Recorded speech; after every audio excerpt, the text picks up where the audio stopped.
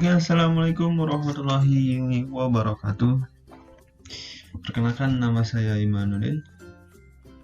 Di sini saya akan menjelaskan sedikit dari pertemuan 1 sampai dengan 4 dengan pembahasan teori bahasa dan automata.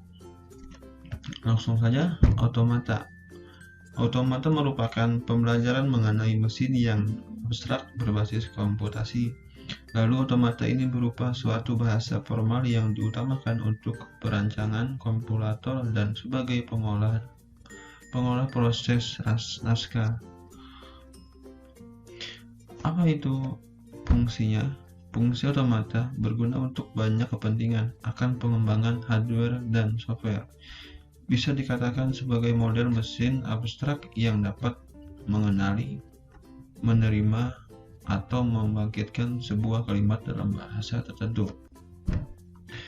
Jadi sebelum adanya automata ini ada namanya Turing. Turing ini mempelajari sebuah mesin abstrak yang mampu melakukan semua yang dapat dilakukan oleh komputer sekarang ini. Setidaknya bagaimana komputer dapat melakukan proses hitung. Tujuan Turing adalah untuk mengetahui batasan yang ada antara yang dapat dilakukan ataupun yang tidak dapat dilakukan oleh sebuah mesin komputer. Kita lanjut pertemuan 2. Pada pertemuan kedua dibahas mengenai tata bahasa formal pada teori automata. Jadi aplikasinya utama dari sebuah penerapan teori automata itu adalah verifikasi secara otomatis atau pengecekan kesalahan dari properti suatu perangkat keras ataupun perangkat lunak.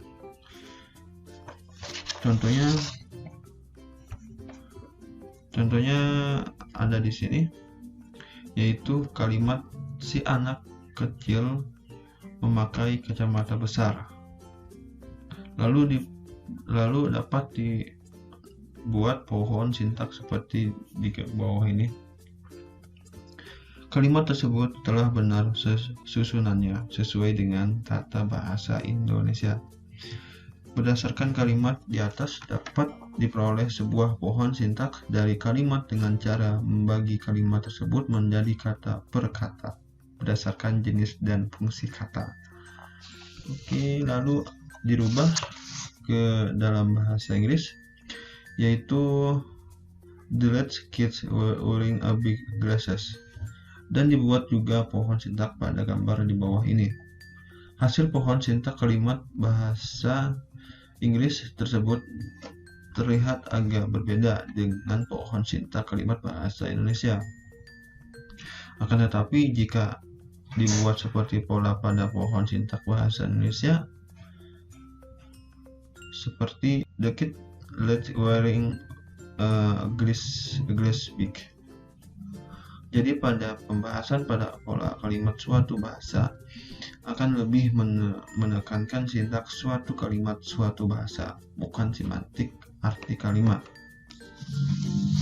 Lalu ke pertemuan 3. Selanjutnya di sini akan dibahas mengenai tata bahasa grammar hierarki komsiki. Jadi struktur tata bahasa itu yang pertama ada alfabet, string, bahasa. Sebuah alfabet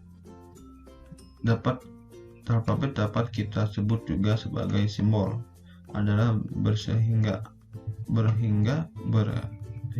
impunan simbol yang tidak kosong. String dalam memprograman komputer adalah sebuah deret simbol yang berupa urutan simbol berbasis atau berhingga yang diambil dari beberapa simbol atau lebih dari suatu simbol. Bahasa adalah suatu himpunan dari seluruh string atau koneksi dari kalimat yang panjangnya bersehingga dan dibangun dari simbol-simbol yang berhingga. Lalu di sini ada juga yang disebut grammar. Grammar merupakan Salah satu cara untuk membangun sebuah bahasa. Sebuah grammar menentukan bahasa yang akan terbentuk. Grammar terdiri dari himpunan hingga yang tak hampa dari aturan atau produksi yang mengklarifikasi sintak dari bahasa. Grammar memiliki fungsi sebagai suatu sistem matematika untuk mendefinisikan bahasa dan alat untuk membentuk suatu struktur dari kalimat bahasa yang dikenal struktur gramatik atau sintak kalimat. Lalu kita lanjut ke pertemuan 4, pertemuan terakhir. Di sini dibahas mengenai finite state automata.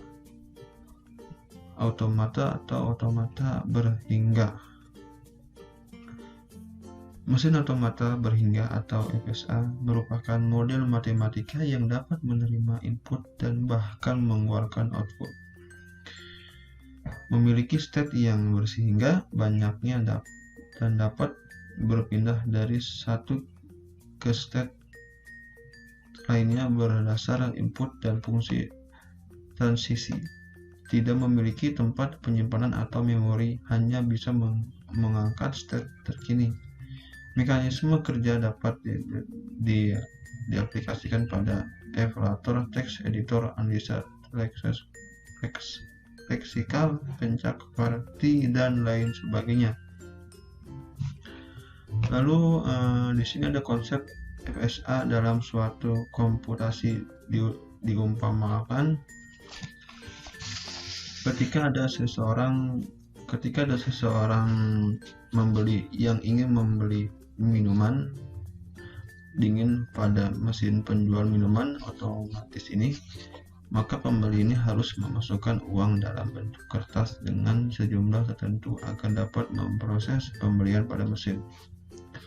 Pembelian harus menentukan minuman yang ingin dibeli dan akan menyiapkan uang untuk selanjutnya diproses untuk memproses pembelian minuman tersebut.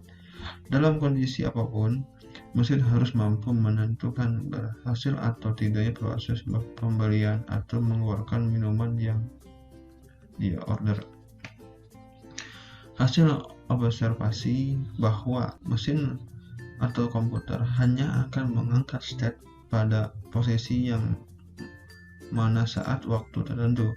Oleh karena itu, hanya akan memerlukan penggunaan kapasitas memori yang sangat kecil dan mampu membedakan antara satu dari beberapa kemungkinan. Oke, sekian dari saya. Semoga bermanfaat dari penjelasan saya. Wassalamualaikum warahmatullahi wabarakatuh.